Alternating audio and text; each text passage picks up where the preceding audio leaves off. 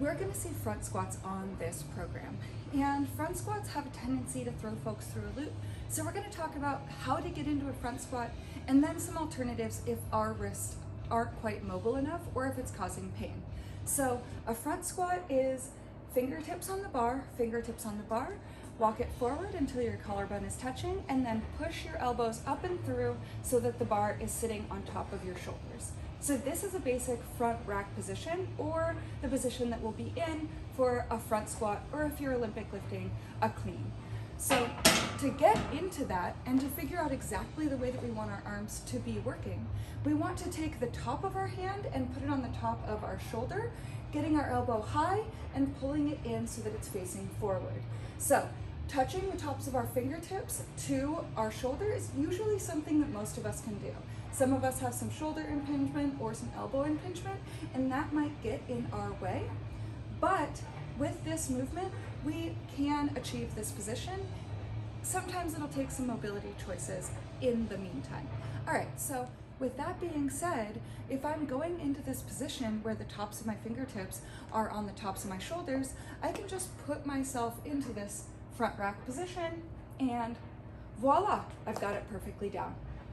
When we walk the bar in, it's worth noting that you don't want to throat punch yourself, so be careful about that. All right, so some of us are going to be like, there's just no way that I can do that, right?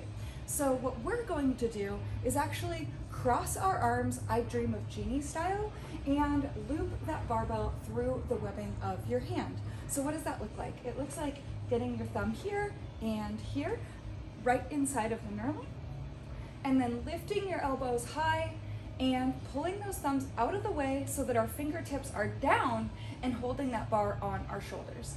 It's really, really important that we keep our elbows high here and that we don't choke ourselves. So be careful about where your bar is and adjust according to your comfort. So that's the I Dream of Genie. You can use lifting straps or quick release straps by putting them around the bar and then looping them through and tightening it down. So let's go ahead and do that on the other side. All right, so now make sure that your straps are even and grab your straps somewhere close to the bar, walk it forward, feel your collarbone against that bar, and get elbows high until the barbell is sitting on your shoulders, stand it up and walk it out.